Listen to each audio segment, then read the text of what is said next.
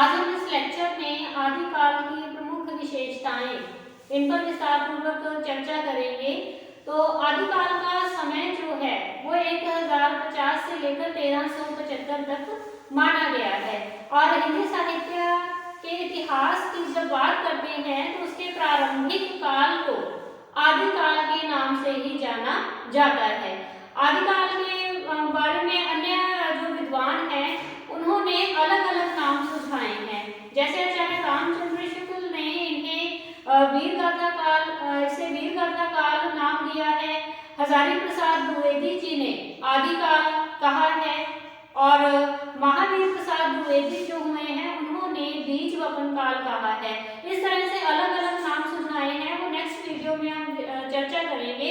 आज इस वीडियो में हम आदिकाल की जो प्रमुख विशेषताएं हैं इसी पर बात करेंगे। तो सबसे पहली विशेषता जो है इस काल की, इस काल का जो है वो साहित्य या आदिकालीन साहित्य जो है वो किस तरह का था, मतलब किस तरह का साहित्य जो है इस युग में लिखा गया था। तो इसे 3 भागों में विभाजित कर सकते हैं: धार्मिक साहित्य, लौकिक साहित्य और रासो साहित्य।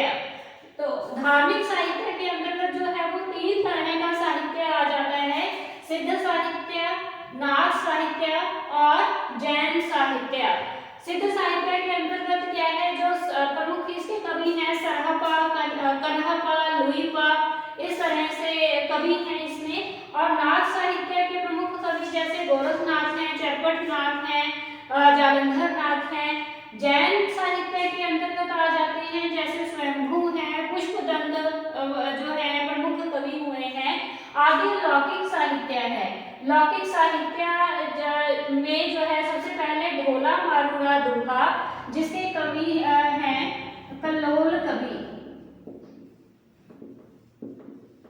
कल्लोल कवि बीसलदेव रासो के रचयिता जो है वो है नरपति नालहा।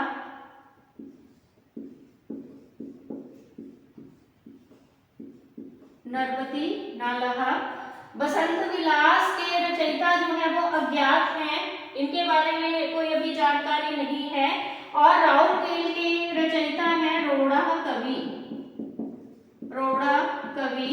और उक्ति व्यक्ति प्रकरण की रचना दामोदर शर्मा ने की है। वर्ण रत्नाकर ज्योतिरीश्वर ठाकुर। ज्योतिरीश्वर ठाकुर। खुसरो का काव्य विद्यापति पदावली। लौकिक साहित्य के अंतर्गत ये सारी रचनाएं आ जाती हैं। इनके नाम जो है, किस रचना के कवि कौन है, ये ध्यान में रखना है। बहुत बार इनमें से क्वेश्चंस जो है वो पूछे गए हैं। आगे रासो साहित्य है। रासो साहित्य के अंतर्गत जितने भी रासो ग्रंथ लिखे गए हैं वो सभी आ जाते हैं। खुमान रासो के रचयिता हैं दलपति विजय। परमाल रासो जगनिक द्वारा लिखा गया है। परमाल रासो को आल्हा खंड भी कहा गया है। हमीर रासो के रचयिता हैं शाणुधर।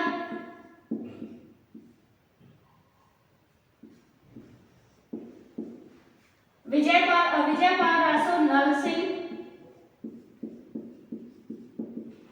ठीक है। बीसलदेव रासो आपको पहले बता दिया था, नरपति नालहा। और पृथ्वीराज रासो की रचना जो है वो चंद बरदाई जी द्वारा की गई है।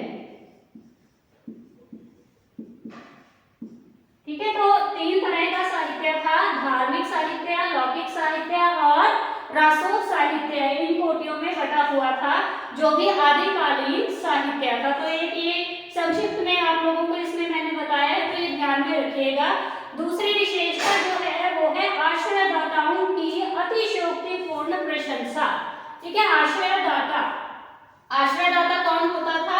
जो भी उस काल के चारण या भाट कवि थे वो जिन राजाओं के आश्रय में रहते थे उन्हें आश्रयदाता कह दिया जाता था। और अतिशयोक्तिपूर्ण क्या होता है? अतिशयोक्तिपूर्ण मतलब बढ़ा चढ़ाकर उनकी प्रशंसा करना।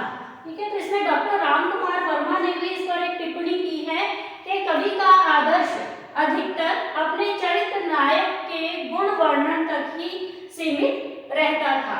ठीक है। अब थे वो जिसके आश्रयदाता के राजमहल में दरबार में रहते थे उन्हीं की प्रशंसा करते थे, क्योंकि उनका धनोपार्जन का एक साधन बना हुआ था जो भी वो अपनी रचनाएं लिख रहे थे, और झूठ मूठ की प्रशंसा करते थे। राजा में चाहे अच्छे राजा के गुण ना भी हो तो भी क्या है उनकी बढ़ा चढ़ाकर प्रशंसा जो है वो अपनी रचनाओं में करते थे। ठीक है, तो आश्रयदाताओं की अतिशयोक्तिपूर्ण प्रशंसा, मतलब कई ऐसे भी कवि हुए हैं जिन्होंने अपने आश्रयदाताओं को देव तुल्य भी बताया है, मतलब बहुत ही बढ़ा चढ़ाकर जो है साहित्य में अपने आश्रयदाताओं को इन्होंने स्थान दिया है। तीसरी विशेषता है युद्ध वर्णन में सजीवता। युद्ध वर्णन में सजीवता मतलब जीता जागता वर्णन करना। ठीक है, और इस काल के जो कवि थे उनकी एक विशेषता यह भी थी कि वो क्या है कलम के धनी तो थे ही साथ वो तलवार के भी धनी थे। जिन भी राजाओं के आश्रय में वो रहते थे, जो भी कवि थे, तो जब राजा युद्ध के मैदान में जाते थे तो उन्हीं के साथ वो जो है रणभूमि में भी जाते थे। वहां का जो माहौल देखते थे वो वैसा ही चित्रण जो है वो अपने काव्य में करते थे। और पढ़ते पढ़ते हमें भी ऐसा लगता है जब भी आप कोई जो है वीरता या उत्साह से भरा हुआ साहित्य पढ़ोगे आदिकाल का, तो ये महसूस होगा कि उस समय की युद्ध की जो घटनाएं हैं वो आपके सामने ही चित्रित हो रही हैं। जैसे घोड़ों के दौड़ने की आवाज, तलवारों के चलने की आवाज, तो इस तरह से मतलब हूबहू वर्णन जो है वो इस काल के साहित्य में युद्ध वर्णन में सजीवता को लेकर आया है। इसमें जो है हजारी प्रसाद द्विवेदी जी ने भी कहा है कि देश पर सब ओर से आक्रमण की संभावना थी, निरंतर युद्ध के लिए प्रोत्साहित करने को भी एक वर्ग आवश्यक हो गया था। ठीक है, मतलब वो प्रोत्साहन भी देते थे। राजा जब युद्ध करते समय अपना उत्साह खो देते थे तो अपनी वीरता से भरी हुई कविताओं के द्वारा वो उन राजाओं को प्रोत्साहन भी देते थे कि वो युद्ध में क्या है डटकर अपने जो भी दुश्मन है उनका मुकाबला करे। ठीक है, तो युद्ध वर्णन में सजीवता इस काल की एक विशेषता है। आगे जो है चौथी विशेषता है संकुचित राष्ट्रीयता। संकुचित राष्ट्रीयता, क्योंकि इस काल के कवि जो थे वो ज्यादातर क्या है अपने आश्रयदाताओं का ही गुणगान करते थे, तो उनकी कविताओं में उनकी रचनाओं में जो राष्ट्रीयता थी वो सार्वभौमिक ना होकर बहुत ही संकुचित थी। संकुचित क्योंकि बाहर क्या हो रहा है, प्रजा के साथ किस तरह की मुश्किलों का सामना प्रजा कर रही है, इन सब बातों से क्या है इस काल के कवियों को कुछ भी लेना देना नहीं था। जब हम भक्तिकालीन साहित्य की बात करते हैं, कबीर साहित्य हम पढ़ते हैं तो हमें लगता है कि वो समाज के प्रति बहुत जागरूक थे, परंतु इस काल के कवि जो है उनमें इस बात का अभाव रहा है कि उनकी जो राष्ट्रीयता है वो अपने जिस राजा के राज्य में वो रहते थे और उसका क्षेत्र जहाँ तक फैला हुआ था, उनकी राष्ट्रीयता केवल वहीं तक सीमित रह गई थी और उनके लिए केवल राजा जो था वही जो है सर्वप्रिय था, उसके ऊपर कुछ और है ही नहीं था। अगली विशेषता है प्रमाणिकता का अभाव। आगे से युग में जितना भी साहित्य लिखा गया था उनमें से अधिकतर रचनाएं ऐसी थी जिनमें प्रमाणिकता का अभाव रहा है। ठीक है, इसमें क्या है कि भाषा शैली की दृष्टि से देखें चाहे विषय सामग्री की दृष्टि से देखें तो बहुत सारी ऐसी रचनाएं थी जिनमें कई शताब्दियों तक परिवर्तन और परिवर्धन जो है वो होते रहे हैं, और वो इतना ज्यादा परिवर्तन आ गया है कि जो भी रचनाएं हैं वो अपने मूल रूप को खो चुकी हैं। अब पृथ्वीराज रासो की बात जब करते हैं तो इसकी प्रमाणिकता पर भी जो है संदेह होता है। कुछ ऐसे विद्वान हैं जो पृथ्वीराज रासो को पूर्ण रूप से प्रमाणित मानते हैं, कुछ ऐसे हैं जो अर्ध प्रमाणित और कुछ हैं जो बिल्कुल भी प्रमाणित नहीं मानते हैं। तो इसके संदर्भ में पृथ्वीराज रासो के बारे में आचार्य शुक्ल ने भी कहा है कि इसके अतिरिक्त और कुछ कहने की जगह नहीं कि यह पूरा ग्रंथ वास्तव में जाली है। ठीक है, तो इसमें प्रमाणिकता का अभाव है। अगला पॉइंट जो है वो है जनजीवन के चित्रण का अभाव। अब जब जनजीवन के था। आपको मैंने पहले ही बताया था कि जो भी चारण या भाट कवि थे वो केवल अपने आश्रयदाताओं की स्तुति करने में ही लगे हुए थे। उनका जो साहित्य है, संपूर्ण साहित्य जो है वो जो भी राजा था या सामंती जीवन था उनके रचनाओं में वही उभर कर सामने आया है। ठीक है, ये कह सकते हैं कि आदिकालीन साहित्य जो था वो स्वामिन सुखाए था, ना कि जन सामान्य सुखाए। मतलब लोगों से कोई भी मतलब नहीं था और जन जीवन के जो भी जन सामान्य है उनके जीवन को इस काल के कवियों ने अपनी रचनाओं में कोई भी स्थान नहीं दिया है। जन जीवन का पूर्ण रूप से अभाव जो है वो रहा है। अगला पॉइंट जो है वो है ऐतिहासिकता का अभाव। ऐतिहासिकता, ठीक है, ऐतिहासिकता जो है मूल रूप से कह सकते हैं कि उसमें वो तथ्यों पर आधारित होती है, परंतु जो आदिकालीन साहित्य था उसमें ऐतिहासिकता का अभाव रहा है। उसका जो मुख्य कारण है वो क्या रहा है, वो कल्पना। ठीक है, कल्पना, क्योंकि कल्पना जो है अपने जो है आश्रयदाता थे उन्हें खुश करने के लिए प्रचुर मात्रा में कल्पना का सहारा जो है इस काल के कवियों ने लिया है। इसीलिए उसी कल्पना में ऐतिहासिकता जो है वो कहीं खोकर रह गई है। आठवीं विशेषता जो है वो है श्रृंगार रस का प्रतिपादन। ठीक है, वीर रस के साथ साथ इसमें क्या है, इस काल में बहुत सारी श्रृंगारिक रचनाएं भी लिखी गई हैं। अब विद्यापति जो है उन्हें तो माना ही श्रृंगारिक कवि गया है।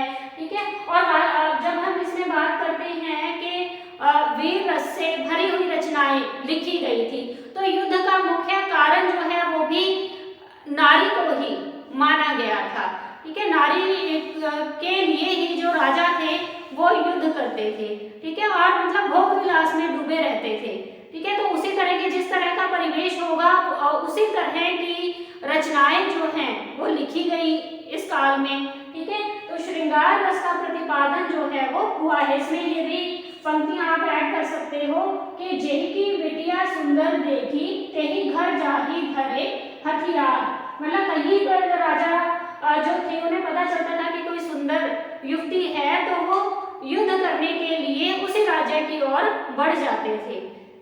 अगली विशेषता है छंदों का बहुमुखी प्रयोग। बहुत सारे छंदों का प्रयोग जो है आदिकालीन साहित्य में किया गया है, जैसे दोहा, त्रोटक, कुंडलिया, छप्पया, बहुत सारे ऐसे छंद हैं। हजारी प्रसाद द्विवेदी जी ने भी इसके बारे में कहा है कि रासों के छंद जब बदलते हैं तो श्रोता के चित्त में प्रसंगानुकूल नवीन कंपन उत्पन्न करते हैं। विविध छंदों का प्रयोग जो है वो हुआ है। लास्ट पॉइंट जो है वो है भाषाओं के विविध रूप। तो विविध रूप क्या है, डिंगल और पिंगल। डिंगल और पिंगल दो प्रकार की भाषाओं का प्रयोग जो है वो इस काल में किया है। तो डिंगल भाषा जो है वो साहित्यिक राजस्थानी भाषा को कहा गया है, जो वीर रस के लिए बहुत ही महत्वपूर्ण भाषा जो है वो मानी गई है। महत्वपूर्ण मतलब कि बहुत ही उचित है जो साहित्यिक राजस्थानी भाषा है, जिसे विद्वानों ने डिंगल भाषा का नाम दिया है। और डिंगल भाषा के बारे में डॉक्टर राम कुमार वर्मा ने भी कहा है कि यह वीर रस के लिए बहुत उपयुक्त थी, इसीलिए इसका प्रयोग इस काल में बड़ी सफलता के साथ हुआ है। तो डिंगल भाषा जो है वो वीर रस के लिए बहुत ही उपयुक्त थी और पिंगल भाषा जो है वो कोमल भावों की अभिव्यक्ति के लिए उचित मानी गई है। तो आज हमने इस लेक्चर में आदिकाल की जो प्रमुख विशेषताएं हैं उन पर चर्चा की है। तो अगर आपको वीडियो अच्छी लगी तो वीडियो को लाइक कीजिए और कमेंट करके साथ ही साथ अपनी फीडबैक भी जरूर दीजिए।